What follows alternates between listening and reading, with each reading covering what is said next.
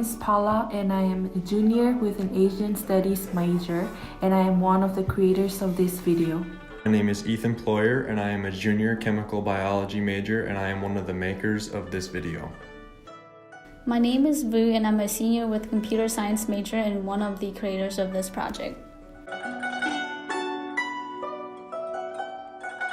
The only female immortal, she became immortal by consuming mica and decreasing her food intake to beat death. Patron saint of woman, she is also depicted with a lotus flower and a musical instrument. The son of a military commander and is attributed with a jade tablet that can purify the air.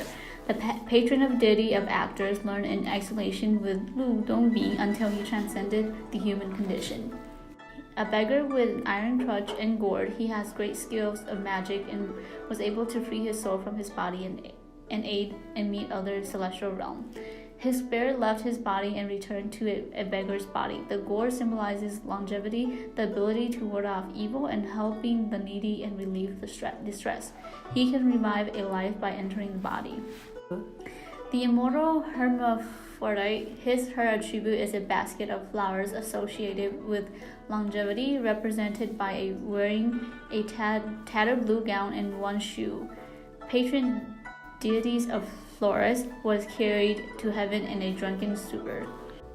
The chief leader and 8th century scholar who learns the secret of Taoism, his tribute is a sword that can subdue evil and it allows him to travel the earth, slaying dragons and fighting evil. He is the deity of barbers, paced the 10 trials to learn the secrets of life and become immortal. Patron saint of the flute, and he studied the magical arts under Lu Dongbing, ate from the supernatural peach tree, and became immortal. Shown carrying a phoenix feather and a peach of immortality, and often rides on a mule backwards. Preferred secluded life to politics. He was struck down by death outside of a jealous woman's palace and was seen alive then after with immortality. This immortal is depicted as a wine-drinking hermit with a large stomach. He was said to know the usual power of alchemy and lived in the Han Dynasty with practice of his magical powers to help people. He became part of a shimmering cloud and became immortal. The story of the 8 Immortals crossing the sea. After attending the birthday party of the Queen Mother of the West of Kunlun, the 8 Immortals decided to travel the East Sea.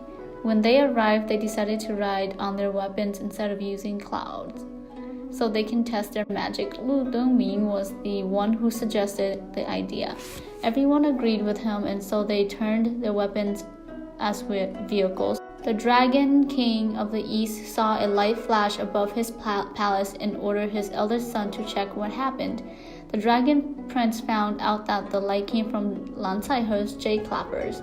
He kidnapped the immortal and confiscated his clappers. When the other immortals realized that Lan Caihe was missing, they sent Lu Dongbing to find him. Dongbing went to search for Caihe. He shouted at the king that he will burn down the palace if his friend was not released. The Dragon Prince was enraged and took his soldiers to attack Dongbing, but the prince was no match for Dongbing and was wounded.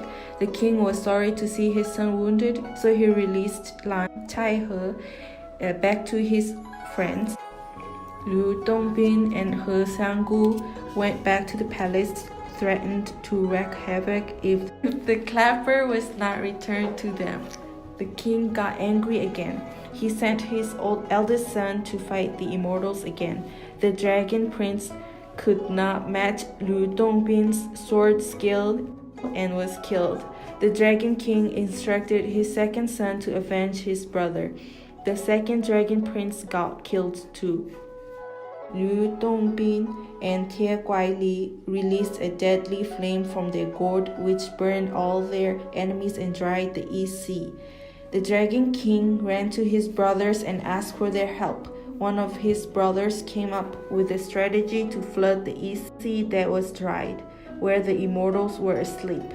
Luckily, Cao Guozhou divided the water with his tablet and they escaped the flood. The 8 Immortals were angry and decided to crush the Dragon King's palace with Mount Tai. However, the Dragon King escaped again. The Dragon King wrote an accusation letter to heaven after one of his brothers suggested it to him. The Jade Emperor received the letter and wanted heavenly soldiers to catch the 8 Immortals. Before they decided to attack the Immortals, one general suggested that they investigate the situation first.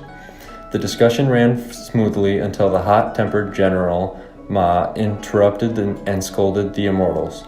The conference failed and both parties plunged into a battle.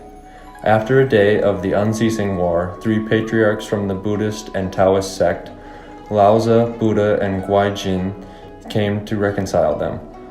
All parties ceased under attack and kowtowed them as soon as they saw the deities. The goddess of mercy, Guijin, came and addressed the issue. Shai Hu gave his clappers to her, and she gave the clappers to the East Dragon King. His palace was also brought back to his original place. 7 Japanese lucky gods and 8 Chinese immortals are similar in many ways. They all bring people hope, prosperity, and luck during special events. For the 7 lucky gods, they usually appear during the new year, while the Chinese 8 immortals can appear anytime. They both only have one distinctive female god in the group. He Xianggu and Ben Tian, while traveling together, both usually represent beauty and art in relations to women. 2 other similar gods are Ho Tei and Zhong Li Chuan. Both are described with large stomach.